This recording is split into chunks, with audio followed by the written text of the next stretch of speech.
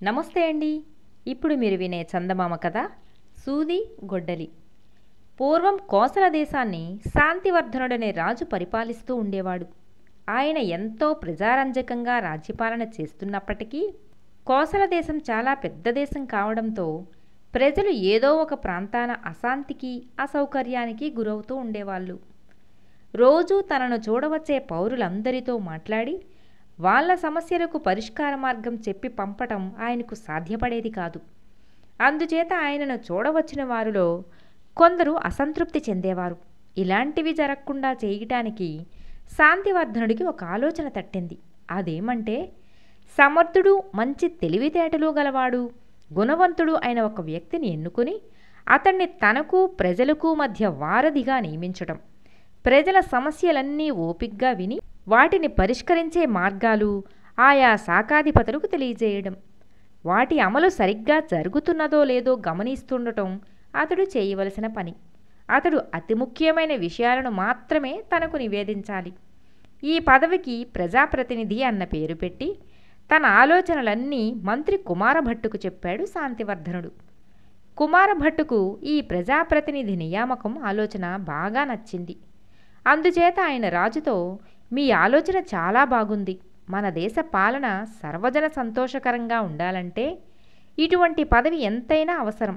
ప్రజాప్రతినిధికి మీరు సూచించిన గుణాలతో పాటు సహనము, ప్రజలకు ప్రభుత్వానికి మధ్య ఐకమత్యం సాధించగల నేర్పు కూడా ఉండాలి. సత్వరమే అటువంటి వ్యక్తి కోసం అన్వేషిద్దాం అన్నాడు.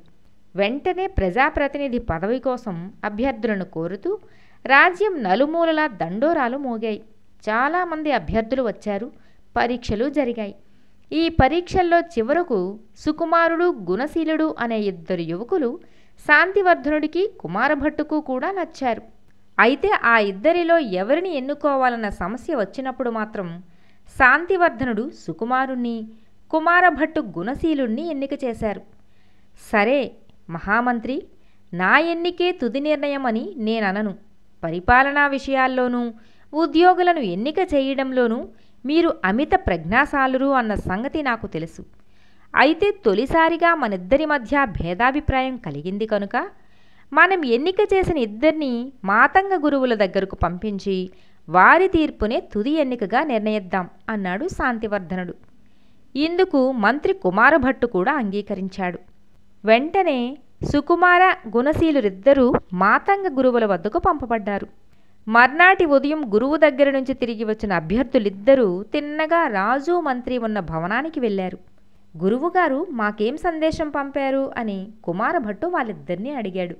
అభ్యర్థులిద్దరూ అందుకు సమాధానంగా తమ వద్ద ఉన్న వస్తువులను వారి ముందుంచారు. మాతంగ గురువులు మాకేమీ చెప్పలేదు, ఈ వస్తువులను తీసుకుపోయి మీకివ్వమన్నారు అని చెప్పారు సుకుమారుడు, గుణశీలురు. సుకుమారుడు తెచ్చినది ఒక పదునైన గొడ్డలి, గుణశీలుడు తెచ్చిన వస్తువు ఒక చిన్న సూది. వాటిని చూస్తూనే మంత్రి కుమారభట్టు చిరునవ్వు నవ్వాడు. రాజు శాంతివర్ధనుడు మాత్రం ఆ వస్తువులలోని గూఢార్థం బోధపడని వాడిలా మంత్రికేసి చూశాడు. కుమారభట్టు ఆయనతో, మహారాజా, గురువులు చెప్పదలచిందేమిటో నేను గ్రహించాను.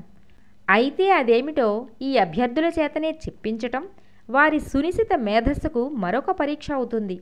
అందుచేత ఎవరి వస్తువు తాలూకా ఆంతర్యాలు వాళ్లే చెబుతారు అన్నాడు చిన్నగా నవ్వుతూ. శాంతివర్ధనుడు అంగీకారంగా తల ఊపి సుకుమారుడి వైపు చూసి చెప్పమన్నట్లుగా సైగ చేశాడు.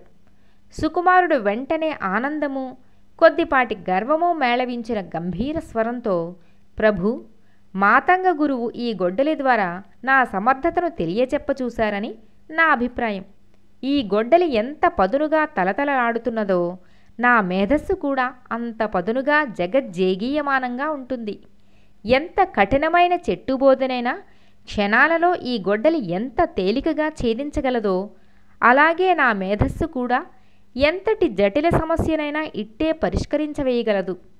గురువులు దీన్ని నాకివ్వడం అనేది నా ప్రతిభకే గీటురాయిగా భావిస్తున్నాను. అందుచేత ప్రజాప్రతినిధి పదవికి మాతంగ గురువుగారు నన్నే ఎన్నిక చేశారని నా నమ్మకం అన్నాడు. సుకుమారుడి వివరణ నచ్చినట్టు రాజు ముఖంలో ఎంతో తృప్తి, ప్రసన్నత కనిపించాయి. తర్వాత గుణశీలుడు ఎంతో వినయంగా, ప్రభు, సాటి అభ్యర్థిని కించపరుస్తున్నానని అనుకోకండి. సుకుమారుడు గొడ్డలి గురించి చెప్పినదంతా నిజమే కాని అతడు ఒక్క విషయం మాత్రం మర్చిపోయాడు. గొడ్డలి ఎండుకట్టెనైనా చందన వృక్షాన్నైనా ఒకటిగా ఉన్నదాన్ని ముక్కలుగా చేయడానికే ఉపయోగిస్తుంది. సూది మాత్రం ఆకారంలో ఎంత చిన్నదైనా చిరిగి రెండుగా చీలిపోయిన వస్త్రాన్ని కుట్టి మళ్ళీ ఒకటిగా చేస్తుంది. గొడ్డలి వినాశనానికి చిహ్నం, సూది ఐకమత్యానికి ప్రతినిధి అని ఊరుకున్నాడు. గుణశీలుడి మాటలు వినగానే శాంతివర్ధనుడు కొంచెం తికమకపడి మంత్రి కుమారభట్టుకేసి చూశాడు. అప్పుడు కుమారభట్టు ఆయనతో, ప్రభు, గుణశీలుడి వర్ణన పూర్తిగా సత్యం. సుకుమారుడు తెలివైనవాడే గాని అతడిలో సహనము ఐకమత్య భావము తక్కువ. మనం ప్రజాప్రతినిధిగా నియమించబోయే వ్యక్తికి ముఖ్యంగా ఉండవలసిన గుణాలు అవేనని భావించిన మాతంగ గురువు గుణశీలుణ్ణే ఎన్నిక చేశారు. ఆయన ఎన్నిక ఎంత సమంజసమో వీళ్ళిద్దరి వివరణల ద్వారా మీరు గ్రహించే ఉంటారు. ఆకారంలో పెద్దది పదునైనది అయిన వస్తువును తనకిచ్చేసరికి పదవి తనదేనని సుకుమారుడు గర్వపడ్డాడు. సరి అయిన అవగాహనతో పదవి తనదేనని విశ్వసించినా వినయంగా వస్తువు తాలూకు ఆంతర్యం మాత్రమే చెప్పి ఊరుకున్నాడు గుణశీలుడు. ప్రజాప్రతినిధి పదవికి అతడే అన్ని అర్హతలు గల వ్యక్తి అన్నాడు మంత్రి. మంత్రి చెప్పిన దానితో సంతృప్తి చెందిన శాంతివర్ధనుడు గుణశీలుణ్ణి అప్పటికప్పుడే ప్రజాప్రతినిధిగా నియమించాడు. కథ సమాప్తం. మిత్రులారా, మరో కథతో మళ్ళీ కలుద్దాం.